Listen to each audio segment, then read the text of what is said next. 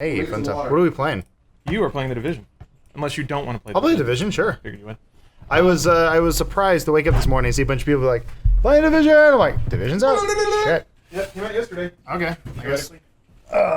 People, lo and behold, on launch night, the servers were not ironclad, but they seem to be working now. Who'd have thought? See if this thing connects. Nice. Did you already do the UB setup and all that stuff? Mm-hmm. Nice. Yep, no, I learned my lesson. Yes, you did. Oh, you're gonna play with controller? Really? Oh, yeah. That's your mouse keyboard, man. Actually, I don't know. I mean, for podcasts, I usually like the controller. Oh, that's true. Okay. And you can pass it around. Shut up. So you're gonna be playing on my account, so level me up real good. Sure. Real good. I'll do what I can. By the way, we might be doing an interview on this, so. An interview? In review. Yeah. Oh, shit. So I should be playing it. Yeah, I got some lines in the water in that regard. Wow, it looks like you. Here, you want to do a clap sync? Sure. Ready? 1, 2, 3. On continue game. Yep, there it is. If you can you make a new character? I'll just watch. I'll watch you play, and then we'll the character creator is not the deepest. we'll review the game. It's funny. Have you seen like the full character creators? The first thing he does is shuts a car door, and then you look at your reflection in the window to make your character. God damn it, Ubisoft! They grabbed onto that proto meme as hard as they. Well, could. everybody talked about it, and we made it sort of a meme in our gameplay. Yeah. And then they quoted us. Yeah, we're real game journalism. Wow. Well, fuck it. Welcome to a snowy Division-y bowl of dude soup. Fuck it, I like that you said fuck it at the beginning. Yeah. It's so that we'll get into that later. The changing face of games journalism. But first, we should mention that this podcast is sponsored by two very fine sponsors: YouTube Red, which is a fantastic service, and Audible, also a fantastic service. Both of which you can look at puppies roll around, and then you can read or listen to a work of fine art. What a world we live in. So thank you, YouTube Red and Audible. We'll hear more from them later. Gosh, yeah, close the door. Get that Uplay Achieve. Come on. There you go, buddy. Achievement unlocked. Shut that door. Close all the doors. Oh my god. Yeah, you all right? You're exploding over there. Fucking Omar's nuclear coffee is. Oh yeah, it's hitting you. Punching its way through my stomach. Maybe Omar hates you. No, Omar loves me. That coffee's amazing. It's got a good flavor too. But okay, so we got a couple of news stories off the top. Sure. We can go with the newsiest one first. Okay. Guys, Fallout 5. I saw this Hyper morning. confirmed. Yeah, Bruce, you're the one who sent it to me. Hyper confirmed? Double confirmed. It's a voice actor basically talking about Fallout 5 Yeah. and blowing the internet up. You want me to Already. Here, I'll go through all the details of it. Please do. So, a writer for fraghero.com captured the Instagram comments before they were deleted, and they were deleted pretty quickly. But, and I apologize for reporting this because I know when I do this, I'm basically bringing more attention to somebody who accidentally fucked up. Hey, take you want to come on? Get in here. I hadn't heard this. Yeah, get in. Yeah. I mean, I was on a plane. you could, it's the punchline of the story is, well, no shit, but, Brian Alosio, he's the voice actor for Deacon in Fallout 4. He like mistook his character for Zeke in like a voice acting montage. Because they look nearly identical. But regardless, so somebody was like, hey, that's not Deacon, that's the other character. He was like, okay, oops, my bad. And then responded to somebody saying, yeah, that slipped by me somehow, the sunglasses and dark hair, Zeke. Seriously though, I appreciate that. It'd be very helpful to gather more followers for the fantastic Fallout 4 tribe here. Internally, there is a movement gearing up pre-production on Fallout 5, or FO5. And then he writes shh in parentheses. Obviously, I can't get into any details at all right now, but it will be a very interesting journey moving forward. Like so essentially, 5 years from now, though. Yeah, nice. basically, yeah. All he did is say Fallout 5 is starting pre-production, which you could have assumed because it's a huge franchise. These games take years to make. At the same time, though, I mean, like, this is the first we've heard of this. It is. And like, who knows? I mean, Bethesda might have said like, internally said, well, we're gonna take a break. We're gonna take a break and not make Fallout. We'll do Skyrim instead or whatever. Not Skyrim. Elder Scrolls. 6. I mean, they're probably doing both. Yeah. Yeah. I think that can be assumed. They probably have enough staff to be. They're probably in pre-production on Fallout 5. They're probably in production on Elder Scrolls 6. And God, I really hope they have a side team doing a third thing that's not either of those. It would be nice to have them make a game that isn't one of their banner franchises, or just like I want them to make something that's just not an open world fuck around game. But that's just me. Oh, you're gonna Division somebody? Boom. Oh yeah, it's an RPG. Jeff, Bullets. did you play Fallout 4? I beat it. Oh, you Yeah? did? Yeah. Okay, all right. Yeah. What faction did you side with? Well, okay. So I read that That's just the story. There we go. I read that the Institute is the lamest ending, Is it? is what they say, and so I wanted Man, I to. want to do Institute. Apparently, everybody hates you when you go Institute. I wanted to end up with the best possible playthrough, Okay. knowing that I'm going to go through every ending for achievements. So I did the Institute first, and then I beat the game and realized I beat the game, and there was no reason to play it again. So I stopped. How about that? But so I ended up with the lamest ending, and that's where we are. But DLC this month, so I'll be back. Shit. Yeah. I had a stopping point because I think I fucked the game up, and I sided with every. You can do faction. that? Kind of. Yeah, and so, So like, you're just bouncing around doing the story quests in like a triangle? well, because there's a point. I'll try to avoid any huge spoilers because the twist is kind of cool. I just said there's a twist. I spoiled it. Oh no, I didn't know there was a twist. Sorry. Do I need to reinstall the game, Adam? I hate that. No, yeah, kind of. Is it really worth playing? Because man, I get bored. There's kind of a cool part that fucks with your head a little bit. And Okay. I liked it. There's a few of them. I think there's the one. It starts out when you go in the dude's head and you see his Yeah, memories. that was all right. It's slightly after that, but Spoilers. like, yeah, they kind of do some. Spoilers. They do some time stuff that's kind of cool. So- and like, yeah. So Lawrence, you stopped playing. Yeah, at At what point in the game did you stop? so I guess spoilers or whatever. But so you're trying to get to the Institute. The game's And been out since October. You have to take out a Courser, a Striker, a Super Robot, whatever they're called. Yeah. So I did that, and I got his robot brain, and then they're like, okay, now we can transport you to the Institute. And I was just like, I don't care. Oh wow. The game is, to me, it was fundamentally boring because everywhere I went, I would play exactly the same way. I had like a melee character, so I would just sprint at somebody, punch them, sprint at the next guy, punch them, wander around, look for the ramp up to the next level, open a thing, get some lockpicks, punch everybody, and then leave the building. As opposed to the depth of, say, a Division where I haven't- you shoot a guy in the head. I haven't played the Division yet, so Shoot the other guy in the head. And, I'm not. I'm gonna shoot this guy in the elbow. I'm not saying I like the Division Variety. either. Lawrence. It's not a question of variety, really. It's more I want a game to present me with gameplay scenarios that make me think and react, as opposed to Fallout 4, which is just run directly at every enemy and kill them. So if sure, yeah, that's definitely a way to play it. Now, I guess I could put up the difficulty. You could. There are a lot of moral quandaries that you're left with in Fallout. That requires you Especially- buying into the especially characters, later though. into the game. Yeah? If just for shits and giggles, if you wanted to just do the story mode and skip all the ancillary stuff, you could probably beat it in like 6 hours. That's Yeah? what I've heard of it. And It's a really you're short campaign. already over halfway through the game where you are. Yeah? Well, fuck, okay. I should just take an evening and knock it You out could then. barrel through in one sitting, maybe two. It's weird because I've kind of held off on this video game because I loved Fallout 3 so much that I was afraid that if I got into Fallout 4, I just wouldn't stop playing. So Huh. like I'd end up just playing 3 or 4 hours every night for 3 weeks, and I didn't want to do that because I wanted to have an evening to myself occasionally. So is it honestly worth picking up and playing this game, like and trying to blast through it in 6 hours, or should I take my time?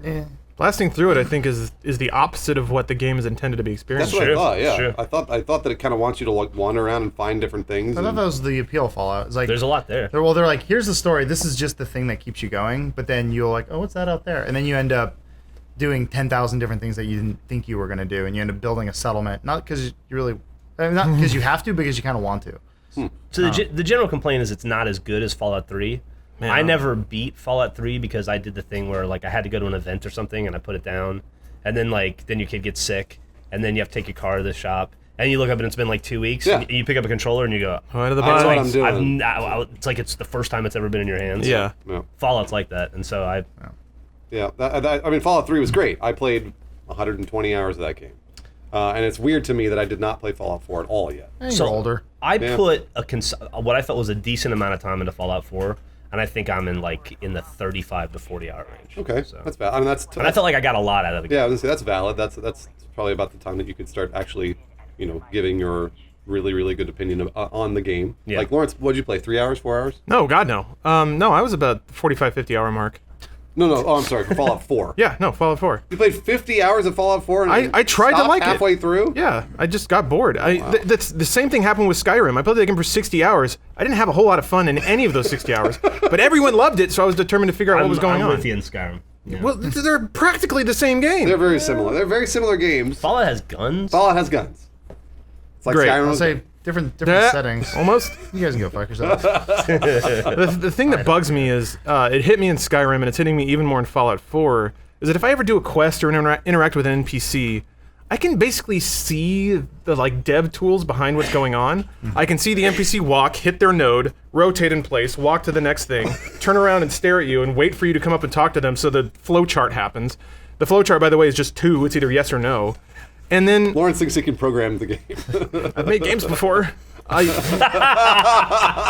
not... Listen, the value of Fallout is the volume of content, not the realistic, spectacular depth of any of it. If you like the aesthetic though, if you like It is a very pretty game. If you like the world, if you like the doo-wop kind of 1950s like retro future, if you're into that, like that's kind of nice, right? Yeah, but that again, after a while you've seen all the assets.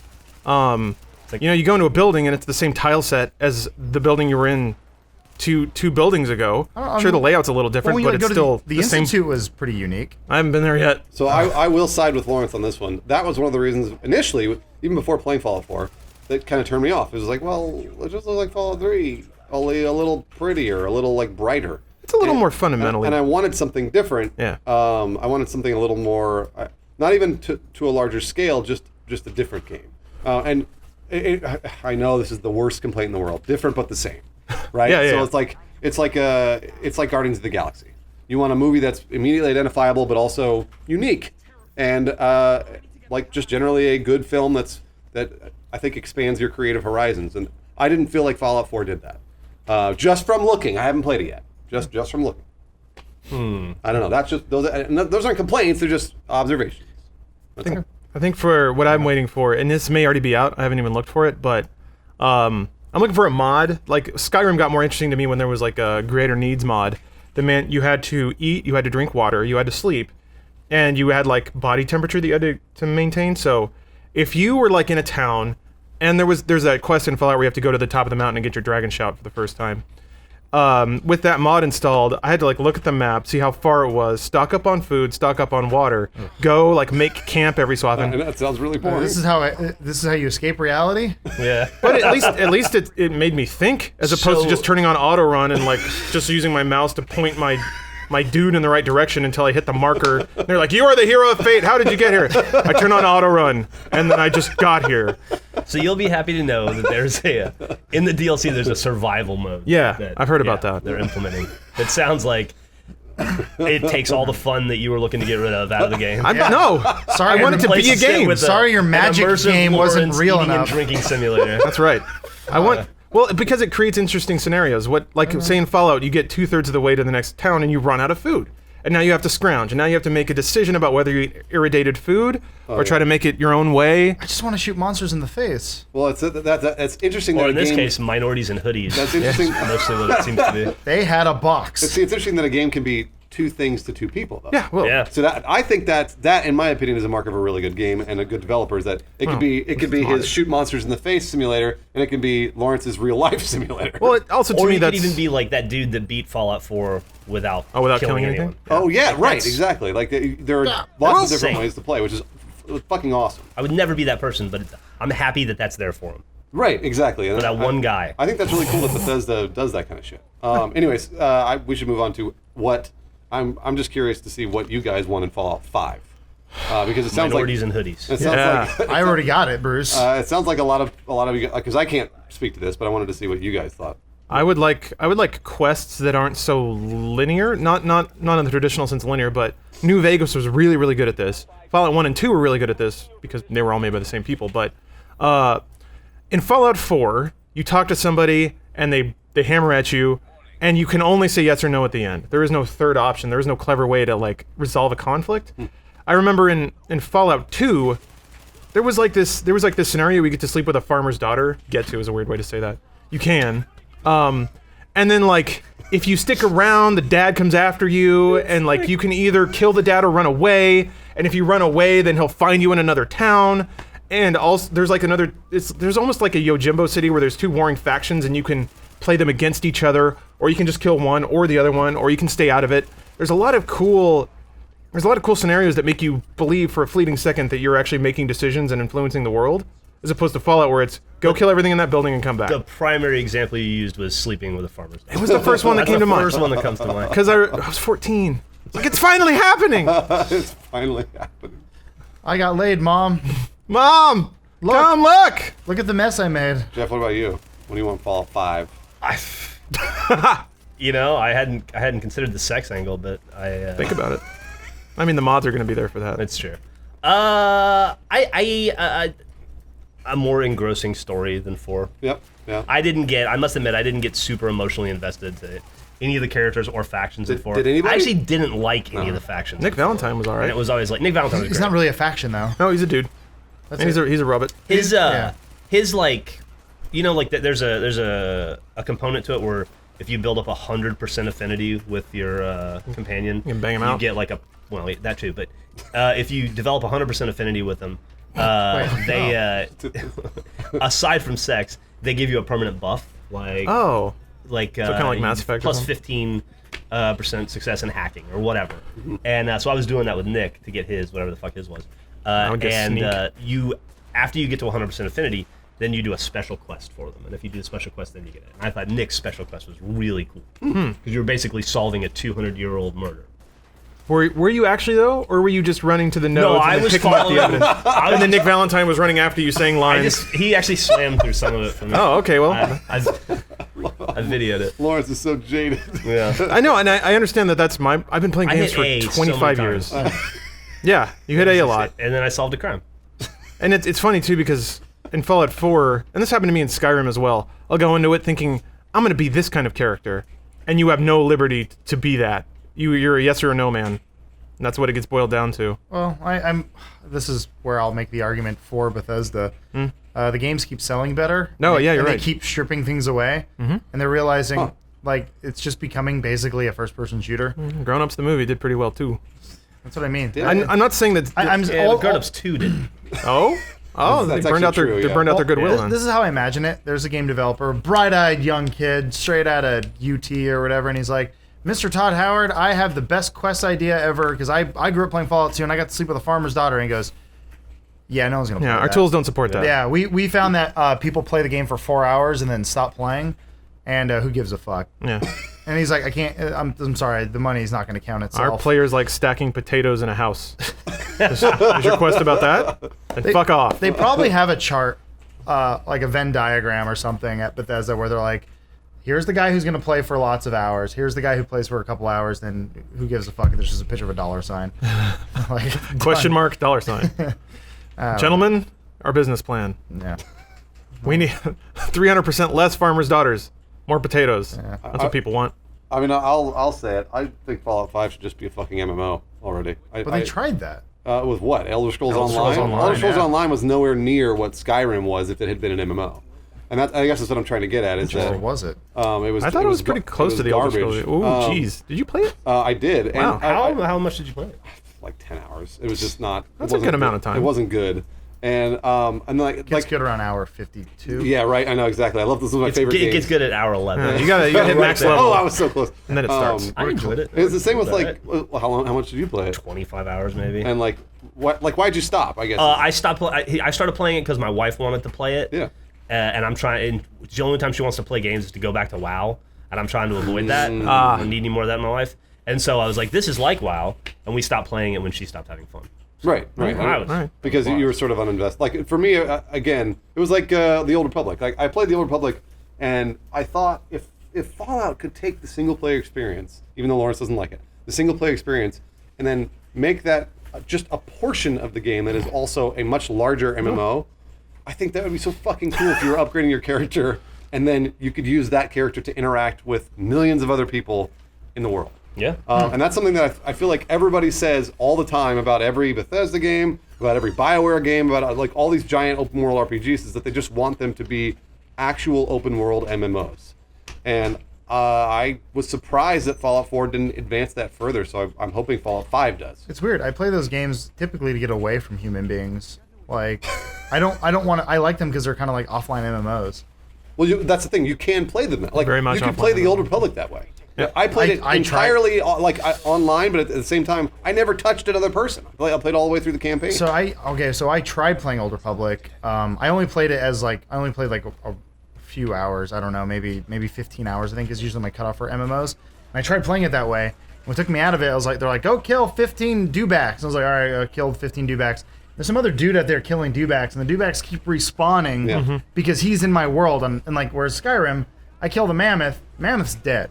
Some dude's not going to run up, and the mammoth's going to come back like, sorry, we have to respawn the mammoth because Joe Blow 54 is here. So that's what actually takes me out of the games. I understand that. Makes So sense. that was thinking, I'm like, my Sith Inquisitor is not having a good time. That's valid. I see So what you're saying. if that happened in Fallout, where they're just like, you killed the super mutant, you're the You're the best. You're the best. Oh wait, the other one's here. Do it again. Well, I mean, like, the fact of the matter is, if you really want to pull back a little further, like Lawrence said, everybody's the Dragonborn, right? Everybody's Dovahkiin. So they all run up to the same hill and all get the same dragon shot because they pressed A. So, I mean, like it's, honestly, like, it's the same shit. Well, then the trick is, and a lot of MMOs do this, is when you enter a story zone, you instance people out. So you cross a borderline, all the players fade away into ghost land, and suddenly you're the one hero for about 5 minutes. And then you walk back out into the world, and everybody's dragon shouting everywhere. I think MMOs are a genre on the decline. Yeah, I would agree. Yeah, I think that they're outliving their usefulness. Yeah. I think they've extended their lifespan with free to play, because there are a lot of poor people out there that will put up with a lot of mediocre gameplay if it's free. Well, in games like But Destiny and Division there's a too. reason. There's There's a a twist on that. There's a reason why there's been no WoW killer. Yeah. You know, and it's not because the Old Republic wasn't a good game. It's because people don't want it. Yeah, no, I agree, and I think that I don't know, maybe that's what I'm trying to say to Bethesda, is like, Fallout 5 can fill that gap in the market. Yeah. Make it a MOBA. But don't make it a MOBA. An MMOBA. That's Oh, jeez, I'm sure that's on the Christ. Yeah, no, I would like to see. I would like to see a really, really good developer like Bethesda fill that gap in the market with an entirely new game. And again, I know different but the same. I know that's a very hard complaint. Oh man. But How do you think Destiny fits into that? well, see, I think Destiny's bridging that gap. It's the modern Yeah. MMO. And that's what's so cool about it. And that's why. It's like a tenth of the content, but all the same player hooks that keep people playing every day. Well, it's like it's Borderlands, but online. I mean, and that's what Borderlands was. Is that you level up your guns and you go like Which itself was just Diablo. which itself is exactly. It's just the worlds are getting richer, and the graphics are getting better, and I feel like the worlds are getting more open. So I think Destiny's bridging that gap, and I think that I really think Fallout could go even further with that. It could be another Destiny. Or even better, an even better Destiny with more story and more times to press A. What I would like, and it's frustrating because this is what I associate with Fallout. It's supposed to be a brutal world where everybody's shitty, and you really have to look after yourself and kind of learn the rules about how to survive. Mostly associated with Fallout 1 and 2. But I think it'd be cool to do a Fallout MMO where it's kind of like the old Ultima Online, where once you go out into the wasteland, there are no rules, and any player character can fuck you up. So you have to be really kind of scared and on edge. It's kind of similar to H1Z1 or So games like of that ilk. DayZ sounds like Yeah, DayZ. Or even WoW. The Division's working that, WoW with PvP servers. That's true. The Division is working that in a sense, the dark zones where players can just engage you at will and take your shit. It creates some really interesting scenarios where you're facing down other players wondering if they're as sociopathic as you are. And that's cool. That's an interesting experience. That's at least something that's utilizing the fact that it's an MMO, other than giving you a series of ever slowly moving treadmills to run on. I just think all the genres are blending. That's They all are. it really is. They It's are. like Yeah. it's funny when people are like, is it MMO? Is it first person shooter? Is it third person shooter? It's like kind of everything. I guess it's just a video game. And there's a horde mode maybe. Who gives a fuck? That's what happens when you focus test. It's one of the things that I've noticed in the last 10 years or so is game developers are getting really good at zeroing in exactly on what the masses want. And bizarrely, it has led to this convergence of game design where like every game, not this one, but a lot of games have active reloads, a lot of games have third-person cover-based mechanics. They all have similar progression systems. I remember the one... Oh, You went and killed me, sniped. man. Sorry. The one series your I saw... character sucks. Yeah, it does. It's not the player. The one series I saw that happened fundamentally half to paying attention. was Mass Effect. Like the dialogue system got simplified. The People just wanted Gears of War in space. basically, yeah. And like they added reloads to the second game because people just like reloads. They added melees to the third game because people like melees. It became less about. They always had melees. No, it didn't. Yeah, it did. No, it did not. Uh-oh. I mean, it had like. Fight. I mean, They added a Are we talking about fucking Mass Effect 1 versus 2? 1 versus 3 basically. So wait, so 3 had melee and 1 didn't? 3 had the laser sword. Fucking stupid. Well, yeah. The I Omni mean, tool yeah, became it a. had finisher moves, but fuck me. Don't get blue.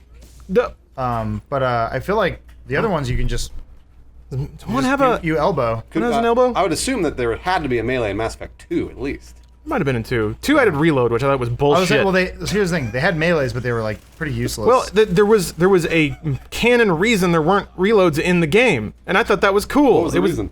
Because they didn't need them anymore.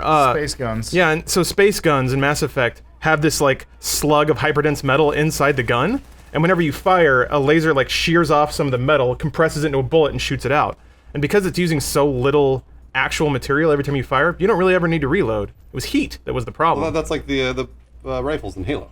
You know, like the energy rifles. You fire those and then they overheat. They run out of batteries though. So, but yeah, you're right. They don't. You don't have a reload though. You're right. They don't have a reload mechanic. But I thought it was really cool that okay, here's what's a third-person shooter, but there's something about the world that makes it different, and it's consistent in that way. And then in 2, they were like, yeah, whatever, you reload guns now. Thermal clips. Also, the beginning, the hook of that game was like, you are Mr. Shepard, and you died, Yeah. and now you're back. We recreated you, so make your shepherd again. We're never gonna bring that up again. I still maintain that Mass Effect 1, 2, and 3 are dumb. Like One all is not the way super dumb. Like 2 and 3 got pretty stupid. like I sorry, go ahead.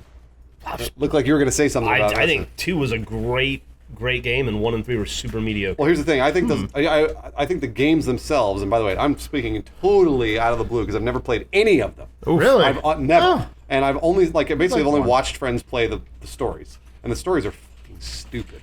Like the the first one. is dumb. It's And also very really typical boring. sci-fi. But Progenitor like, race, in terms of a invaders. game, I can't speak to whether or not the game Chosen is good. one. I have heard that Mass Effect 2 is the best of the Really? three. That's what I've heard the same through other people. I think 1 has aged the best, honestly. One had some problems though. One, it was too long. Yeah, that's what I heard. It's boring. The Mako. The Mako's fucking atrocious. I like the Mako. And like the weapon system, you'd spend like 90% of your time in the menus trying to figure out if this gun is better than the last gun. Yeah. And there's no clear way to do it other than like with a pen and paper. That is true. Like it's almost like doing homework to try to figure out which gun to shoot. The PC release helped a lot of that stuff, but yeah, I agree. That was before they really figured out RPG interfaces on console. Turns out the solution is just take it all away. Yeah. Like why have stats? Who needs them? I remember around the time Mass Effect 3 was coming out, I went back and replayed them all, and they were all on PC, so I was like, I'll give it a whirl. 1 ages really well on PC. For whatever reason, like graphically, the game is really fucking good. So if It you had get a that Ridley chance- Scott film grain. Yeah, It was good. very reverent. If I ever go insane and have access to video games, then Mass Effect 1, 2, and 3 will absolutely be on my list, along with Dark Souls and every other punch myself in the You're balls saying if you game. you're saying if you go crazy and have access, Right, because yeah, you both. currently have access. You know that. I know, but I'm not crazy. I have other Right. things to do. So like, if I go crazy and they put me in a padded room with a console, then I'll play them. Bruce, you'd like Mass Effect. You'd break the console into pieces. I would do and that start with eating it. Dragon Age. I've heard the Oh, same man. about Dragon Age, and this is what I mean. Like whatever. Dragon Age Origins We is need to pretty do an legit. ad read. I'm sorry, Lawrence. That's okay. I apologize. I'm gonna use this as an opportunity to leave. Oh, okay. Bye bye. We were about to talk about dragons and fairies. Have a safe flight. See, it's called Dragon Age because there was a. Talk about YouTube or whatever. Yes, this podcast is sponsored by YouTube Red. We went over a lot of the benefits and features of YouTube Red last week. So instead, I'm going to share a story. Ooh. Is that a laser team? No, we have nothing to do with Laser Team yet. We're in the bloopers, I think. Yeah, Maybe. I didn't buy it. Go ahead. So I promise this will tie together in the end. So Nintendo showed their Nintendo Direct or whatever, and in that Direct they were showing Star Fox, and there was a brief clip where if you put a stupid Star Fox amiibo on the thing, you get to fly like a Super Nintendo era R-wing in the game, like crappy polygons. It even had the original music, and hearing that music again triggered something deep inside. It woke a beast. Namely, just made me want to listen to Super Nintendo music a lot. So just poking around on YouTube, I found like I found like a 30-minute mix of the Corneria theme from Star Fox. But also, after watching that, YouTube recommended this like 1 hour mega mix of a bunch of awesome Super Nintendo tracks. So essentially, these people like reorchestrate Super Nintendo music. They'll mix it all together in this huge set, and then it's just a video on YouTube. The good thing about YouTube Red is it has background listening. So you can start a video on your phone, and the audio will keep playing when you put it to sleep. So I've been listening to that stuff when I'm working out now. And that's pretty cool, because you can't find stuff like that on Spotify or even Google Play Music. That's a good point. Because, you know, it's partially thoroughly copywritten, but there's a lot of really cool like music experiments and music videos and stuff on YouTube that without Red, yes, there are ways. Well, it's all user created. Yeah, it's user created, theoretically not monetized, but It's a great advantage. yes, it's a really cool way to listen to this experimental stuff. Or if you just have a weird nostalgia boner for it, you can listen to it in the background. But I've been enjoying that thoroughly, and it's one of those unintended perks that as I use Red more and more, I'm kind of figuring out about. Got that nice Gears of War roll. But yeah, man, I had a pretty good workout last night listening to Battletoads and Battle Maniacs Mega Mix. Ooh. Just some pretty good music. And I'm learning about composers now. Apparently David Wise, I hope I got his name right, the legendary Rare composer that basically did all of their soundtracks. Okay. Now he's on ukulele, which has people excited. But yeah, so the background listening is something that's a pretty cool feature of YouTube Red. And like I said before, downloads are really cool. I've used that to fall asleep a number of times, just like different videos and stuff. I'll download them, play them, and then I'll just fall asleep, and then I wake up and the videos are done. And it's like, or they'll keep playing the playlist. Yeah. Which is awesome. It's perfect. One of the things I'm learning is, yeah, if you're savvy, let's be honest. If you're savvy, there are ways you can basically get any paid service for free, especially if it's on the internet. Sure. But it's almost a question of time, and I think $10 a month, especially with a 30-day free trial, is not too much to pay for the raw convenience of having legitimately downloaded YouTube videos, background listening, YouTube originals like Laser Team. Yes, you can get it, or you can be legitimate and chip up $10 a month and make sure that part of that money goes to the creators and enjoy a supported legitimate service. So I've, like, no joke, I got YouTube Red because I was a Google Play Music subscriber before, so I was already opted in. And I think combining all the Red benefits with Google Play Music is just awesome. Crazy value. So yeah, you can sign up for YouTube Red, or you can get a first month free by checking the link in our description of this video. And if you like it, it's just $10 a month after that. So, you know, 1 month free trial. You can check it out, try out all these cool little features, and see how it appeals to you. We'd certainly recommend you do that, or I would. So thank you, YouTube Red, for sponsoring this. You guys should check that shit out. It's basically everything everybody's asked for from YouTube for a long time. Yep. Now officially supported in a service, except people hate it for some reason. I'll talk about it later. But yeah, thank you, YouTube Red, and check that link. So we're talking about E3 now, yeah? Sure. Why? Well, it's been a weird week Adam, for E3. you'll love this. You'll love this. You've been saying it for years. Is E3 over? Go ahead, Lawrence. It's changing for sure. Yay. So this week, or rather last week, Activision and EA announced they're not going to have a floor booth. Nice. Now Disney and Wargaming both said. So no World of Tanks chants anymore. Wow. Those have faded into memory. Now when you walk in, you're just going to hear it echoing through the walls. But no actual t-shirts getting fired out of a cannon or whatever the hell was going on. Yeah, it's a bummer. But what about booth babes? Are those back? They got regulated. Yeah, they did. They got regulated to non-existence. So it's weird. Essentially part of E3 is fading away very rapidly, almost to the point of not being there anymore. The show floor. Want to hear something funny? Yes. Why did it take this long? Because there's a lot of money in it. There's a lot of money in it. A lot of money in the industry. It's weird because video games, for the most part, are yeah, why? We live this long in this world and then we're dead. We're just standing around this red barrel. Didn't do anything wrong. In my opinion, the video game industry is far more progressive than most other similar industries. That goes for film and comic books and books and everything else. Like, I feel like video games have to be the most fluid and change with the times. Agile. And E3, agile is a good word. E3 is a relic that, for whatever reason, still exists. Huh. And it's strange. I enjoy the spectacle. I'm not so much a fan of working the spectacle. And I know a lot of people who, on both sides of the industry, who are like, fuck E3. Yeah. Like, a good example is watch the Bungie documentary where they're making the Halo 2 proof of concept video basically, and they're like, we don't have a game, but we need to make something because it's E3, and we need to show something. And it's sort of like, just let them make the game, man, and like just pull a fucking Fallout where it's like, do it on your own time. Yeah, like when the game's done, let it be. Yep. Like let it speak for itself, and don't announce it until the year it's coming out, so you don't have to do this, 4 years of hype. Well, typically that's not the developer's call. Typically the publisher says, we dumped this much money into you. People are expecting to see your game at E3. We got to have something to show them. Yeah. Or people like assholes like us are going to start being like, oh, I guess Halo 2 is, we didn't see it. It must be in trouble. Yep. It's a whole. Well, that's business, baby. Yeah, it is. That's the way it works. I mean, like that's so, and it's like on one hand, I agree with Adam. It's like just let them chill and make the game. But also on the other hand, sometimes there's art through adversity. Sometimes, and not always. Like you don't want to rush out a game, but at the same time, like there are deadlines and there are investors to please and there are like sales numbers that you have to hit. And this is sort of this is the world we live in currently. So like I think sometimes that can make that like what is it? Champions are made under pressure. Champions are not made because they don't have like they got all the time in the world to win. And but at the same time, I agree with that. I'm like, you don't want to force the game out. I hear you. I think I'm just sick of hype, I guess. That makes sense. We're in the wrong industry then, because there's it's just literally, oh fuck, you're on fire. Whoa, well, you nailed him right in the head. It's like it's just constant hype. I like hype a month before something comes out, but not 3 years. Yeah, exactly. Or like Fallout 5, like 5 years. Yeah, exactly. Jesus. Yeah. I think a year is my good window where it's like, or fucking less than that now. 6 months. Yeah, basically I need them to go, like, here it is, Halo 5, and you can buy it today. And I'm like, yeah, cool, nice, this is good.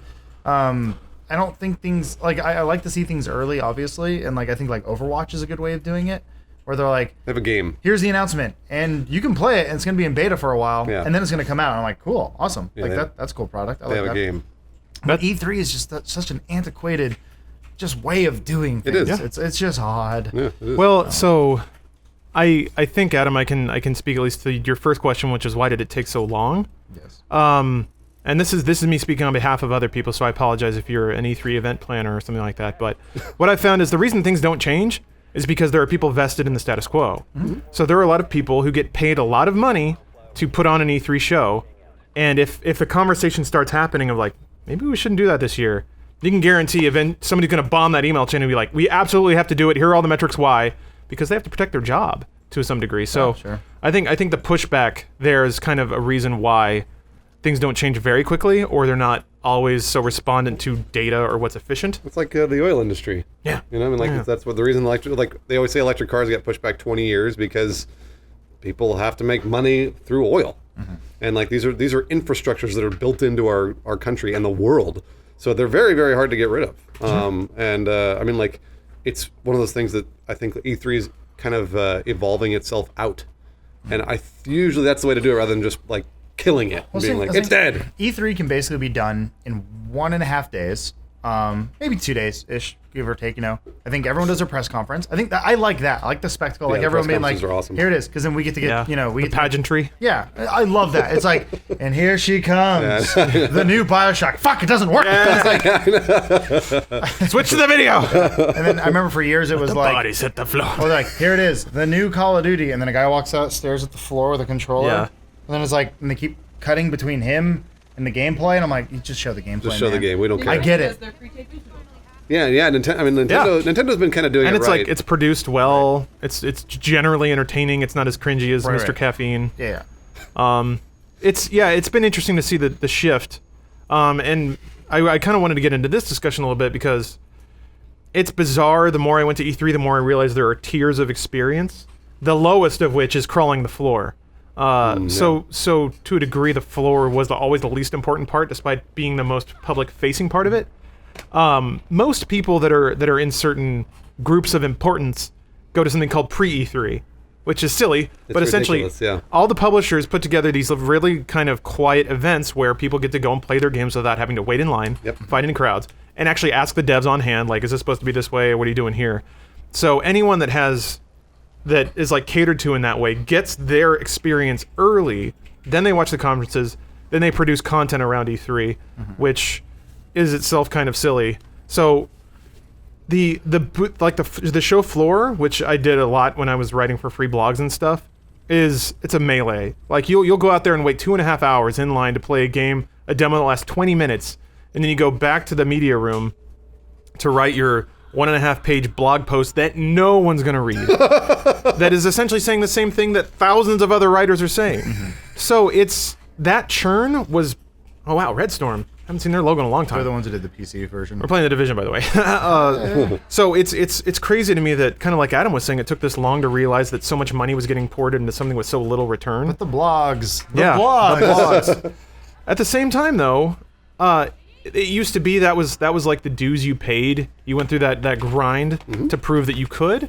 Now it's just people can just sit in their apartments, watch the exact same briefings that all of us see, make their own video where they're yelling at their webcam about how shitty EA is, and then get 1 million views. Well, our best example is what we're going to do this year, which is what we did last year, and it's still the highest viewed day in our channel's history, which is we sat around and watched the press conferences and made fun of them all day.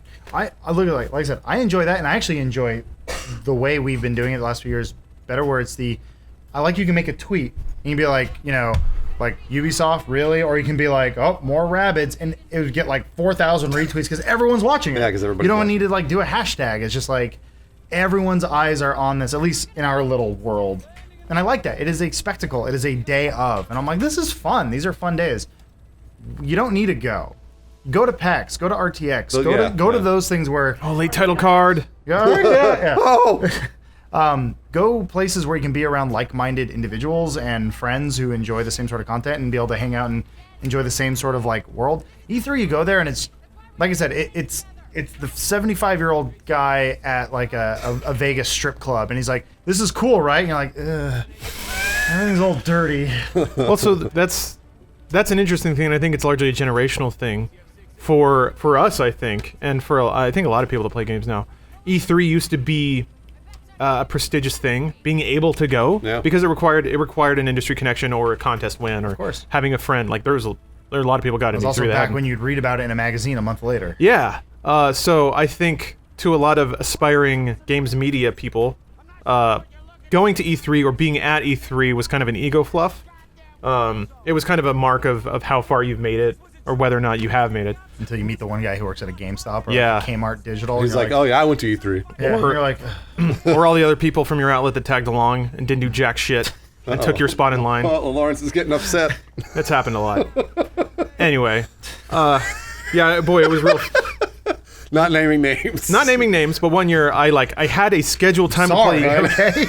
No, Adam. I had a scheduled time to play a game, and someone else just kind of weaseled their way in. Oh, man, I bet I know who it was. And was on my fucking booth when I had to do it because I had to write coverage of it. And I was just sitting there staring at him, like, dude. I bet I know who it was. And then I had another appointment, so I just wasn't able to do it. I may have told this story before. A similar thing. I think this was at PAX though, and it was for Red Dead Redemption. And it was like it was the first time I think like Rockstar was ever doing any sort of gameplay. And they're like, okay, your time is this. You have a session at this time. And this was back at the old job where pretty much anyone could say, I work for Machinima. And it was like, oh, good for you. And I remember we walked in as the other individual was walking out, and Rockstar looked at us and goes, you guys were just here. Your name is on the list. It says you're here. And we're like, what? No. And they're like, what are you trying? You want to be banned from here? And we're like, oh, fuck, we pissed off Rockstar. No. And I was like, yeah. I don't miss those days. A lot of dick moves at E3, that's for sure. I'm at the Nintendo Muppets. Huh? What? What are the Nintendo Muppets? For You remember? the Nintendo press conference last year, they had a little Wada, Reggie, and Miyamoto puppets. Oh, yeah. Oh no, what do they do with the Iwata puppet? Burned him. Oh, you made her sad. Oh, sorry. Happy for International Iwata. Women's Dailies. We'll get that NX out, at least. Promise. Yeah, don't Yeah. worry. It's coming out. For Iwata. Theoretically, it's a console E3. Boy, I'm excited for that. I just like Possibly. seeing new hardware. Yeah, that is really fun. Well, yeah. So, okay, yeah. The VR thing's going to be a thing from Sony. That's true. I always like the big three, and then I like that Ubisoft and EA kind of punch it out now, and I'm like, that's always kind of fun. They have PC stuff to gaming has show. their own thing now. Yeah, but it's just weird because it's all just digital. And like, it's kind of a weird thing where it is kind of everyone took a page from Apple, where Apple's like, here's the iPhone. It's going to revolutionize your life. By the way, it comes out in a week. And you're like, fuck, Yeah, oh, God. That's the way to do that. Yeah. That is exactly. And I'm sure like since Todd Howard had such success with that in Fallout 4 last year, I'm guessing there's going to be 1 or 2 big games that do the same thing this year. I hope. I hope. I don't know that for sure, but that's my guess. I mean, it seems now, and that's the other interesting transition that E3 has gone through. It has shifted from here's everything we're working on that probably won't come out for another year and a half to here's what's coming out this fall. And even hardware's like that now. The Xbox One and PS4 both debuted the E3 the same year they came out, which used to be unprecedented. It wasn't. I mean, the Xbox had its own precedent. Well, so did Sony. Sony, yeah. Well, Xbox had their media presentation first. That was all football, and then at E3, Yeah, they did an E3 thing. they supposedly had their games reveal, and then PS4 also debuted. And Yeah. for sale 4 months later. Take that Pretty cool. stool. Yeah. This is why I video game. Lauren, should we do another ad read before Sure. time is up? So this podcast is also sponsored by Audible. If you're listening on your device, Audible, you may consider Audible so you can listen to something smart instead of us. Actually, so Audible's cool, and I don't think a lot of people understand this. It's a subscription service, but it's kind of like a Kindle subscription service where you actually get a token for like a book that you then own every month. And it also has a really generous return policy. They call it the Great Listen Guarantee. So if you decide you don't like the book you choose, you can just return it. And the concept of returns for digital goods is kind of weird, but here we are. Hey, it's 2016. My girlfriend's actually been listening to, what is it, 11/22/63? I read that, yeah. Oh, I just finished it. Yeah. Yeah, it's Pretty good. whenever I'm in the car with her, I get weird chunks of it, and yeah, it's really, really good. Surprisingly profound and emotional for something that, and this is kind of Stephen King's calling card. He finds a way to make a story both fantastic and supernatural, but also extremely human and touching at the same time. I was gonna say, Dark Tower just got cast. Good time to catch up. Oh yeah, Idris Elba, Matthew McConaughey. I'm actually picking up Gunslinger again. Nice. So On Audible. yep, yeah. So most definitely. you wanna if you wanna catch up on Gunslinger and the multitude of other book to movie adaptations, so you can have an ever so biting opinion at your next house party or whatever about the quality of I don't even know. If you want to be that guy or gal, check out Audible. It's a cheap way to bone up on all your books. Please go to audible.com/dudesoup for a free 30-day trial. Once again, that's audible.com/dudesoup. If you commute, fantastic choice. Totally. You can get cultured. Yep. So thank you, Audible, for sponsoring this podcast. Thanks, Audible. So for you guys, going back to the previous discussion, and we did into the list a little bit, but what are some of your favorite E3 memories now that it seems like the show, as it is starting to fade away? Favorite E3 memories. Oh, boy. I got to talk to Suda51. I got to touch him. That felt good. That's weird. I like him. I think I hung out with him in the back of a school bus Cool. at PAX. I took a piss next to, let's see here. This is the same E3. I took a piss next to Shigeru Miyamoto Me too. and Gene Simmons from Kiss. Wait, at the same, like they were flanking you? No, they weren't. It wasn't the same piss. Two It was different Two pisses? different pisses. Okay. Yeah. Gosh, how amazing. It was really amazing. Did Miyamoto like bow to the urinal after he was done? No, but I did lean over and say, "I love Mario." Yeah. And, he's I like, didn't and do he that. said, "Sir, I don't speak English." In English. No, really no, weird. he did not want to talk to you. You're my childhood, and he's like, "Fuck right off." I know. Yeah, I've accomplished more than you ever will. I have a lot of other really bad stories, E3 is kind of a shit show. like personal stories that I shouldn't tell. Oh goodness. Oh, Can you clean any of them? I'm trying to think if I can. it's not good. Gosh, there's so many bad ones. Hold on. Come back to me. Okay. I'll take a pass. I think my experience was different than most because I grinded my way up through the bottom. Not to like pat myself on the back, but So did we. Well, yeah, but you guys were typically associated with video outlets, yeah? I mean, like, yeah, but that doesn't mean we didn't start from the very bottom with those videos. Well, sure, but even still, I think there's an entire level of E3 that you guys got to skip over. Oh, I see what you're I saying. think Being in the media room with everybody else with their stupid laptops. I do Media that room. shit. Dudes waddling up to the table and grabbing 7 lunches and just walking back, eating the cookie out of all of them and then throwing the rest away. I legit saw that. I was like, what the fuck? It's amazing. It's amazing. Those were my cookies. I know. I was gonna do that. And then especially like God in the media room, everybody with that self-affected, jaded mentality of like, all these stupid games, right? God. I hate that. Yeah, I know. It is really dumb. Like, why do we even do this? And it's like, So- go home. Try innovating once or twice. If you hate video games, Jesus Christ. There's more gun games this year, huh? Please, stupid. Hate all this shit. I'm just so over it. That was always my favorite. Guy writing for GameZone-blog.zone. All right, buddy. Oh, man. Well, I think I may have told this story before, but my first E3, I snuck in. Oh yeah, you did tell. Yeah, this is a great story. Because I was underage, Yeah. and my friend's dad did the lighting. What the fuck am I dying? You get flashbang? I don't know. And it was a great fucking year because it was still small, and it was like there were like almost no lines for anything. There was like a few, but like I remember I got to see the Halo 2 demo, the Half-Life 2 demo, and the Unreal 3 engine reveal. Wow. I was like, good year. That's a good year. Good Wow. year to go, and didn't have to work. Just kind of snuck in, and like it was kind of cool. I was like, this is a neat place. This is fun. And then I went a couple years later. I was starting to work in the industry. I'd finished my time at G4, and then I was just like a PA. I was just running around, like basically filling out release forms. That kind of sucked. I didn't get to have any fun, basically. Yeah. It was just work the entire time. Didn't get to play any games. If I even looked at a game, I got yelled at. They were Really? like, oh yeah. They were like you are working. Well, You are not. see, that there's no fun here. That was common for G4. So like, I never got to walk the floor ever. I was stuck to their booth the entire time when we were producing. Or like a truck or something. Which was, to be honest with you, like towards the end of G4 when we used to get really good at game exclusives. They would bring the game to us, and so I get to see it, and that was fucking awesome. A good example of that is when the year before Old Republic came out, I think. They brought I had to produce this segment. They brought 8 PCs, and they wanted them all connected to the internet at E3, wired, and then they were going to put 8 people on them. Everybody's going to play. Play which one, sorry? The Old Republic. Oh, okay. And, Holy shit. Yeah, and Which was at what E3 like 6 years in a row. yeah, Yeah. right. Pretty bad. This is that finally one trailer was cool, though. Yeah, no, right. This is finally because I was stoked on this game. This is Yeah. finally the year that everybody was like, we could actually play the game, and you know, getting rid of all the other bullshit I had to deal with. Once we get it all set up and stuff like that, I actually got to play Old Republic at the G4 booth on the E3 show floor for the first time. I was one of the first people who got to play it, and it blew me away. Like it was one of those things that like I played for a little bit. I was like, oh fuck yeah, that's right, it's an MMO. But at the same time, it was just really cool to do that at E3. So I enjoyed that a lot. That was, and then it was one of those things you're like, I can't believe I'm living the life I live. I do remember this was a like kind of a post E3 moment, but that same year, that first year I went. Do you remember the Nyko game handheld? Yeah. It was Nyko. I forget what it was called.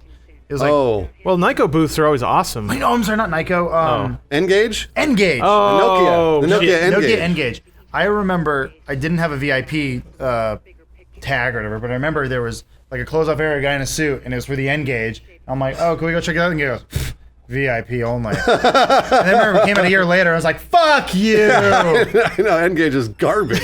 That guy's like digging through a trash can. You got an N-Gage? It was total garbage, man. Jesus. Yeah. Wow. So That's anyway, something that I will kind of miss is the haughty pomp and circumstance, especially from companies that you know are not going to be there in 3 years. Maybe I was at that booth once, but it's just funny to walk around and see the fuck you attitude of what amounts to like high school popularity contests. Yeah, yeah. I recall, almost worse. Yeah. yeah, well, there were conversations like, how big is their booth? Make ours bigger. And like willing to cut the biggest check to add 6 inches onto your stupid booth so it's the tallest one in the room. That's a real Sound. thing. That's people competing with money and space. And the sound's it's- really bad. yeah. You can't do your fucking job. It's just money fights. It's absurd. But I kind of thought that's one of those other things like I can't believe I'm here moments because I've talked about this before, but to me gaming was always a solitary thing I did in my bedroom. And then to get to be in a room where people are having money fights purely based on ego, sort of adjacent to video games, is to me just the weirdest thing. Just the weirdest thing. Yeah. There was never room for ego when it came to games. I was lucky enough to find somebody who owned a Super Nintendo so we could talk about it. Yeah, it's a business, and Yeah. that's one of those things that like I realized very very soon when I first started at G4, and I got to go. It's weird to think because this is probably going to be the first year we don't go, and like I'll this. be living near it. Yeah, well, that's true, but you won't have to go. You know, Yeah. you won't be required to go. Gotta go to those parties. And the parties exist, but I mean, Yeah. but in terms of the E3 show floor, we may not have to go and work it, which is crazy. This will be the first E3 in 9 years, 10 years that I haven't been to, which is kind of great. I'm sort of looking forward to watching the press conferences here with you guys and just sticking around. Well, just going back to what I was saying earlier, like being kind of surprised that E3 hasn't evolved. Things like PAX and Gamescom and other, like Gamescom is probably the closest thing to E3, but even that's evolved, where half of it's a consumer show and then half of it's GDC. And so it's like, you got your game developers over here and you can do your shit over here, but then also over here it's fun and it's like kind of community and like it's a little, you know, a little crazy and it's big and you can walk around. It's more of an actual show floor, whereas E3 is just like, fuck me, I can't see anything. Like, you want to see Battlefront? You cannot see Battlefront. Yeah, no, I know. And then just kind of, I don't know. Yeah. PAX and RTX are the future. Like, that's the future of kind of convention. The fan-forward convention. Yes. Yeah. I mean, there are things I like about GDC because they have the GDC talks. And it'll be a game developer going up on stage and talking for Like, an hour and a half about how he the made a demo helmet in and- Destiny. And I'm yeah. like, that's The cool. actual nuts and bolts of their job. Yeah, it's Yeah, very and informational. And I like that because like Valve goes there and that's where they show off their stuff and like it's much more developer focused. And I dig that. Whereas E3 is just it's pure consumption and it's like Sodom and Gomorrah just in one. It's fantastic. There was something else I was gonna say, but whatever. Who cares? I'm kind of hoping. I mean, I think being more fan facing, especially with how companies decide to spend their money, is a great trend. There's no reason to like add a barrier to that access, especially now. What I'm kind of hoping in years to come is that E3 will be a place, man, maybe it'll even all be pre-produced, but maybe E3 as an entity can organize it all, stage the productions of it, produce all of it, and then essentially you have each publisher putting together these pre-produced, kind of like a Nintendo Direct, reel of all the games coming out. And part of that will be, by the way, these 2 games, we have demos for them. Go to this website, fill out a survey. You can play the demo right now, all of you. Yeah. Instead of just trusting for an arbitrarily decided elite with that information and then having them tell you what it's like. Man, I would really love that. And it's already kind of getting that way. Last year's E3, I can't remember, there were a couple of games that were like that. I mean, it was really minor, but Capcom put out Dead Rising DLC, and they were like, it's out today. Go buy it and play it. It's cool. More of that stuff would be awesome. Especially when it comes to, everybody getting to experience something. Well, it's this funny thing where going back to like the N-Gage thing, it's funny how much work and effort goes into these things, these products and these sort of ideas, and then how much secrecy is behind it. And then when it's out, they're like, please play our thing. Yeah, no. Please? No, Hello? we should never have kept it a secret. Yeah. We apologize. It's total garbage. Just take it. Talking about the N-Gage, right? Yeah. Oh, yeah. Absolutely. I'm talking about the N-Gage. Yeah. That was a big old joke for honestly for like 2 years because they pimped it out so hard. Yeah. And like it was like, this is going to be the future of gaming. Yeah. And then it came out and it's like, what the fuck controller is this? Yeah, like no- nobody knew how to play it. Well, then they're like, Side talking. would you like to switch out a game? Oh, just unscrew the back. Yeah. I know. I have to unscrew it if I want to play shitty Tony Hawk? You sure do. And then Nokia went, oh, Yeah. we're bankrupt. Whoa! Please buy our phone. Why? What were we thinking? If only we can compete with the Gizmondo or whatever. Oh, the Gizmondo. Man, good for you on them remembering all these garbage things. There's a lot of garbage. I know, there really is. Watching a show I highly recommend, Halt and Catch Fire. You kind of see, it's like a sort of like you see every side of the industry sort of thing. Fuck it, it is sort of like a Steve Jobs, Steve Wozniak sort of relationship in the show. And you kind of see the hype man versus the guy who actually knows what he's talking about. But since he's an engineer, he has no people skills. Right. And all like it is, you see things like that with like the N-Gage with like Or even Silicon Valley. It's kind of that way. Silicon Valley is kind of the more, it's almost a little too real sometimes. Yeah. Halt and Kid Catch, Rock. Halt and Catch Fire's, it is real, but it has kind of a Mad Men quality to it that I really like. And Wherever it's there's 80s, money. 80s themed, I really like. There was a scene, I liked it. I think it's at the last episode, and the character, whoever Lee Pace plays, he's the guy from Pushing Daisies, but he walks in on like the unveiling of the Macintosh, and he goes like, "Hello, I am Macintosh," and he's like crying, and it's like this religious experience, and I'm like, oh, that's kind of cool. Huh. I was like kind of showing off the cult of Apple like early Oh, on. I was okay. like, that's neat. Like I like that. It's a good show. I do want to watch it. Yeah, I'll do. check it out. I mean, I know I've been talking it because I finally watched it on an airplane. It's a good Airplane, man. show. Airplane. I've consumed most TV and movies on an airplane Yep. lately, which is another banner feature of YouTube Red. Not the best. But we already sold it. You did watch all of Ruby, basically. I'm almost done with season 1. Nice. So I'm catching up. I need next flight to Austin. Probably knock out seasons 1 and 2. Look at this idiot fight happening right now. We made it to the end of the podcast. We made it. We made it. Are we? All We right. made it. We got- Congratulations, everybody. I want to thank our guest Jeff for Our flying. gaze. I heard that slip. That was Freudian. Whatever. Love you, Jeff. Thanks, Jeff, for coming all the way out here to say 2 words. No, that's not what he's here for a meeting. He really? doesn't care about us. Okay. Is he He still finished here? Follett. He's a real gamer. He's gone. He left. Oh, okay. He was there like 5 minutes ago. That was so neat. that's it. I might continue playing The Division. I don't know. We'll Looks see. like fun. It is. We might play it together for a co-op. Oh, shit. Yeah. Yeah. We actually. You got to play it. Adam. Hey, We got to after, review it. after Super Hot, people like us playing fun games, apparently. Weird. All right. Thanks for listening, everybody. Bye bye. Thank you. I'm okay if someone wants to make a movie that's like Point Break. Just call it Fast and the Furious.